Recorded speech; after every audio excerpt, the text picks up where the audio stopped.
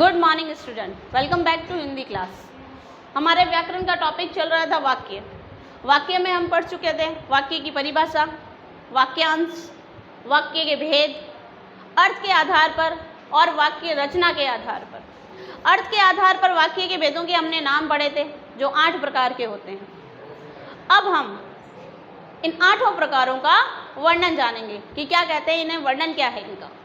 पहला देखते हैं विधानवाचक वाक्य। क्या है विधानवाचक वाक्य? किसे कहते हैं विधानवाचक वाक्य? वह वाक्य जिससे किसी प्रकार की जानकारी प्राप्त होती है, जो साधारण वाक्य होता है। ऐसा वाक्य जिससे किसी प्रकार की जानकारी प्राप्त हो, जो साधारण वाक्य हो। कैसे? उदाहरण देखो, भारत एक देश है, साधारण सी जानकारी प्राप्त हो रही है, सीधा सिंपल सेंटेंस वाक्य कहलाएगा। लिखा है भारत एक देश है, जानकारी प्राप्त हो रही है। दशरथ अयोध्या के राजा हैं, दशरथ अयोध्या के राजा हैं, सीधी सी जानकारी प्राप्त हो रही है कि दशरथ अयोध्या के राजा हैं। तो जिस वाक्य से साधारण जानकारी प्राप्त होती है वो विधानवाचक वाक्य कहलाता है। आपको इनके नाम याद कर लेने हैं। नाम के अनुसार उस नाम का अर्थ आपने अगर समझ लिया तो इसके अनुसार आपको इसकी परिभाषा क्लियर हो जाएगी। नेक्स्ट बढ़ते हैं आगे। नंबर 2, निषेधवाचक वाक्य। अब निषेधवाचक वाक्य में ध्यान रखिएगा, शब्द अभी बताया मैंने कि शब्दों पर गौर करिएगा, शब्दों का अर्थ पता होना चाहिए आपको। दूसरा है निषेधवाचक वाक्य। निषेध कहीं भी देखा है, म्यूजियम में जाते हैं, पार्क में जाते हैं, जहाँ जाना अलाउड नहीं है वहाँ एक बोर्ड पे लिखा होगा फूल तोड़ना निषेध है, यहाँ प्रवेश निषेध है, यानी मनाही का भाव। किसका? मनाही का भाव, यानी जहाँ मना किया गया हो, जहाँ जाना क्या हो, मना हो, वहाँ क्या होगा? मनाही का भाव। तो ना का भाव जहाँ प्रकट होता है वो निषेधवाचक। परिभाषा देखते हैं, जिन वाक्यों से कार्य के न होने का बोध होता है वो निषेधवाचक वाक्य कहलाता है। उदाहरण देखो, मैंने दूध नहीं पिया, नहीं का भाव। फूल तोड़ना मना है, ना का भाव। उसे मत छूना, ना का भाव। तो जहाँ ना का भाव प्रकट होता है वहाँ निषेधवाचक वाक्य होता है। नाम याद अगर हो गए तो परिभाषा याद हो जाएगी। अगला प्रश्नवाचक वाक्य। क्या है? प्रश्नवाचक। प्रश्न नाम के अनुसार ही आपको पता चल रहा है कि प्रश्नवाचक यानी WH वाले सारे जो भी इंग्लिश में इंट्रोगेटिव सेंटेंस क्वेश्चन मार्क वाले, ठीक है, तो प्रश्नवाचक जहाँ भी प्रश्न किया जाएगा, वह वाक्य जिसके द्वारा किसी प्रकार का प्रश्न किया जाता है वो प्रश्नवाचक वाक्य कहलाता है। उदाहरण देखो, तुम क्या कर रहे हो, राम क्या कर रहा है, तुम क्या पढ़ रहे हो, तुम कहाँ जा रहे हो, तुमने ये क्यों किया। तो ये WH वाले वाक्य जितने भी होंगे वो सारे प्रश्नवाचक वाक्य कहलाएंगे। अगला देखो, अगला विस्मयादि बोधक वाक्य। अब विस्मयादि बोधक, विस्मयादि बोधक में विस्मय शब्द ध्यान रखिएगा। विस्मय शब्द मांडव होता है आश्चर्य, ठीक है, जिसे देखकर हमें आश्चर्य हो। और आश्चर्य के एक साथ एक शब्द और जरूर याद रखना, अनुभूति। क्या ध्यान रखेंगे?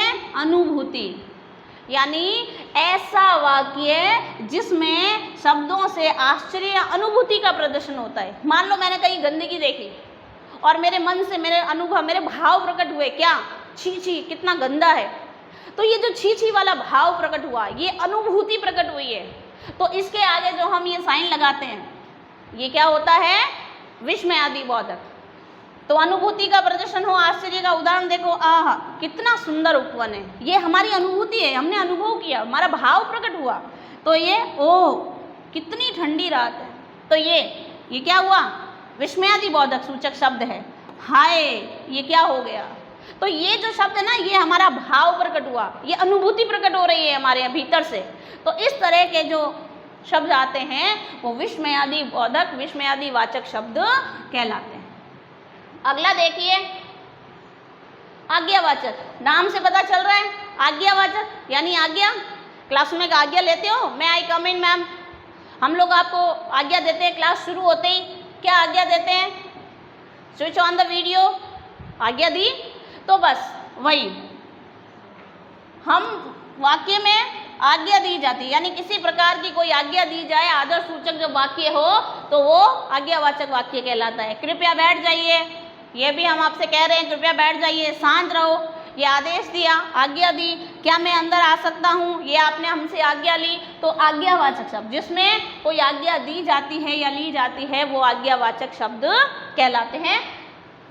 नेक्स्ट देखिए, इच्छावाचक, ये भी नाम से पता चल रहा है, इच्छा, मेरी इच्छा प्रकट हो, यानी हम जिस वाक्य में अपनी इच्छा प्रकट करते हैं, जिन शब्दों के माध्यम से इच्छा, आकांक्षा या आशीर्वाद का बोध होता है। हमारी इच्छा है, हम किसी को आशीर्वाद देते हैं, कहते हैं ना, काश मैं भारत का प्रधानमंत्री होता, तो ये क्या है? इच्छा है, ठीक है।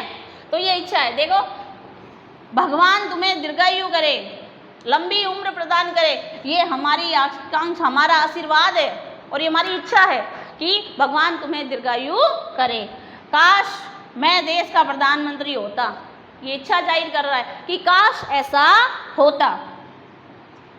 अगला देखिए, संकेतवाचक, संकेत करना, यानी किसी को संकेत करके बता रहे हैं कि ये मेरा घर है, ये उसका घर है, वहाँ मेरा विद्यालय है, ठीक है। तो जिन वाक्यों से किसी संकेत का बोध होता हो उन्हें संकेतवाचक वाक्य कहते हैं। उदाहरण देखो, राम का मकान उधर है, ये मैंने संकेत किया कि राम का मकान उधर है। ये मेरा विद्यालय है, संकेत करके मैंने कहा कि ये मेरा विद्यालय है। ये मेरी पेंसिल है, तो ये सारे क्या होंगे? संकेतवाचक। नेक्स्ट चलिए देखो, संदेहवाचक, जहाँ जिन वाक्यों में शब्दों द्वारा संदेह प्रकट होता है, शब्दों द्वारा क्या प्रकट होता है? संदेह प्रकट होता है। उदाहरण देखो, दरवाजे पर शायद कोई आया है, दरवाजा खोला नहीं, खटखटाया किसी ने, हमने अंदर से ही संदेह प्रकट किया कि हाँ अगर 5 बजी है तो हमें रहता है, हमें शायद शक हुआ कि हाँ शायद पापा आए हुए होंगे, तो दरवाजे पर शायद कोई आया है, लगता है वह यही है।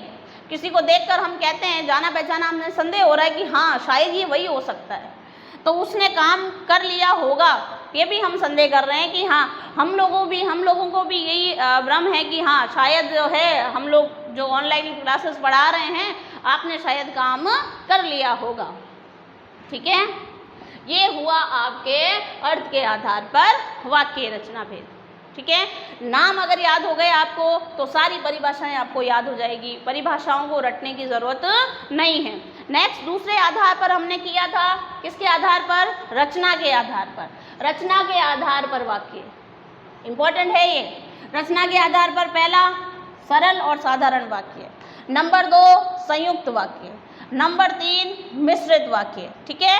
देखिए अगला, तीनों में से पहले सरल साधारण वाक्य, सिंपल सेंटेंस जो बनता है हमारा, ठीक है। और इसमें हमने सबसे पहले इसीलिए हमने इसके अंग पढ़े थे, क्योंकि रचना के आधार पर जब हम इनके भेद पढ़ते हैं तब इनमें उद्देश्य और विधेय ऐसे शब्द हैं जो बार बार प्रयुक्त होते हैं, और अगर उनकी जानकारी हमको नहीं है तो उनकी परिभाषा हमें समझ नहीं आएगी। तो हमें उद्देश्य और विधेय यहाँ समझ में आना चाहिए। अब हम देखते हैं, जिस वाक्य में केवल एक ही उद्देश्य और एक ही विधेय होता है, यहाँ आया है उद्देश्य और विधेय, इसको हम समझ चुके हैं। उद्देश्य क्या होता है? कर्ता।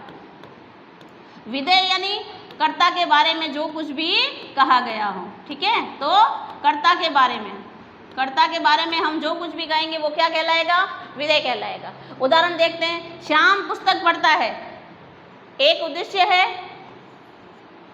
और इसका काम क्या है? इसके बारे में हम क्या कह रहे हैं कि राम पुस्तक पढ़ता है, तो ये क्या हो गया?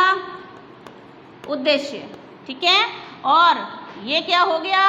उद्देश्य के बारे में जो कुछ भी कहा गया हो वो क्या कहलाएगा? विधेय कहलाएगा। तो ये हो गया उद्देश्य और विधेय। अगला सेंटेंस देखो, गीता गाना गाती है। गीता क्या है? उद्देश्य। क्यों? क्योंकि वाक्य में जिसके बारे में बात की जाती है वो उद्देश्य, और उद्देश्य के बारे में जो कुछ भी कहा जाए वो विधेय। क्लियर? तो यहाँ सिंपल सरल वाक्य बिल्कुल इजी है कि जहाँ पर एक उद्देश्य और एक विधेय का प्रयोग किया जाता है वहाँ पर सरल वाक्य होता है। नंबर 2 है संयुक्त वाक्य। नाम से देखना, परिभाषा में कंफ्यूज नहीं होना है, ठीक है। यहाँ देखना, नाम दिया है संयुक्त वाक्य। संयुक्त का मतलब ही है कि हाँ यहाँ पर कोई ना कोई वाक्य तो जुड़े हैं, एक से अधिक वाक्य तो होंगे ही होंगे, तभी तो संयुक्त है ना। संयुक्त का मतलब जोड़ना, यानी यहाँ दो वाक्य तो जुड़े हुए होंगे ही होंगे। अब वो कैसे जुड़े हैं देखो, जिन वाक्यों में दो या दो से अधिक सरल समुच्चय बोधक अवयवों से जुड़े हो, समुच्चय बोधक, ऐसे समुच्चय बोधक अव्यय हैं जो दो वाक्यों को जोड़ने का काम करते हैं। अव्यय शब्द आया है, अव्यय शब्द को हम क्या कहते हैं? अविकारी शब्द होते हैं। क्या होते हैं अविकारी?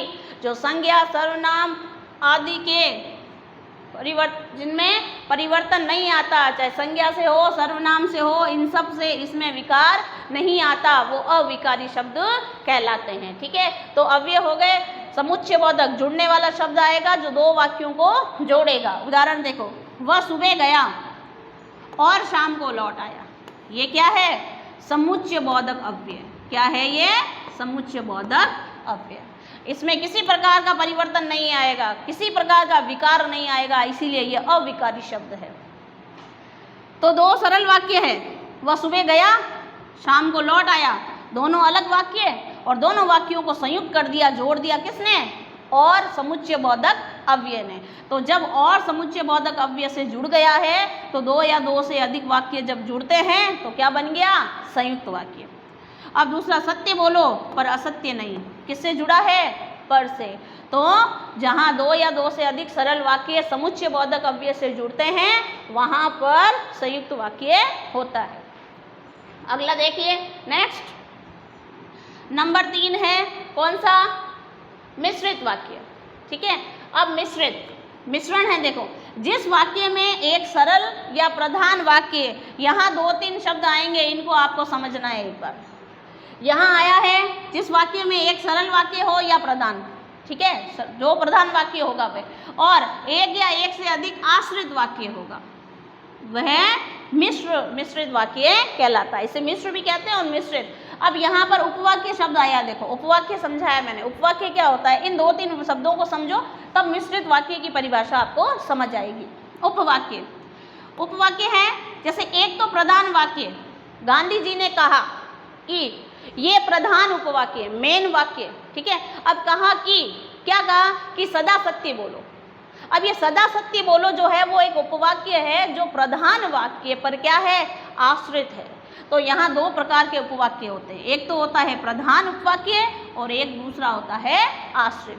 प्रधान उपवाक्य जो पहले आएगा और आश्रित उपवाक्य जो इस प्रधान उपवाक्य पे आश्रित होता है, यानी डिपेंड करता है। उदाहरण बताऊं, देखो, जैसे मोदी जी ने कहा कि अच्छे दिन आएंगे। प्रधान उपवाक्य और आश्रित उपवाक्य किस पर है निर्भर? इस प्रधान उपवाक्य पर निर्भर है। देखो, इस वाक्य में मोदी जी ने कहा तो प्रधान उपवाक्य है, और अच्छे दिन आएंगे क्या है? आश्रित उपवाक्य है, ठीक है। अगला समझिए इसे, और प्रमुख रूप से इन वाक्यों में आने वाले शब्द क्या होते हैं? मिश्रित वाक्य किससे जुड़ते हैं? वो तो जुड़ते हैं संयुक्त वाक्य किससे? समुच्चय बोधक अवयवों से, ठीक है, और, पर, इनसे, एवं, तथा, ठीक है। अब ये मिश्रित वाक्य है, इसमें क्या आता है? जैसा, वैसा, ज्यों त्यों, जितना, उतना, जो, वो, जब, तब आदि। यानी मुहावरे संबंधी जो वाक्य होते हैं कि भाई जो जैसा करेगा वैसा भरेगा, ठीक है, जितना दिया उतना पाया। तो ये सारी चीज़ें किसमें होती है? मिश्रित वाक्य में। जो विशाल ने गाड़ी खरीदी वो खराब हो गई। अब वो खराब हो गई, आश्रित उपवाक्य। अब आश्रित उपवाक्य किस पर निर्भर है? हमें इस सेंटेंस से कुछ समझ में नहीं आ रहा कि वो खराब हो गई। क्या? जब हम ये पढ़ेंगे तब ये वाक्य समझ में आएगा। क्या? कि जो विशाल ने गाड़ी खरीदी वो खराब हो गई। तो एक वो शब्द और ये जो शब्द, तो ये जैसा, वैसा, ज्यों ज्यों, जितना, उतना, जो, वो, जब, तब, ये आदि वाक्य किस में प्रयुक्त होते हैं? मिश्रित वाक्य में। तो यहाँ हमारा वाक्य रचना संबंधी टॉपिक समाप्त होता है। अर्थ के आधार पर पढ़ा, रचना के आधार पर पढ़ा, आश्रित उपवाक्य, वाक्य क्या होते हैं पढ़े। समझना इसको, एक बार ढंग से वीडियो को देखना और ये होमवर्क अपनी नोटबुक में कर लेना।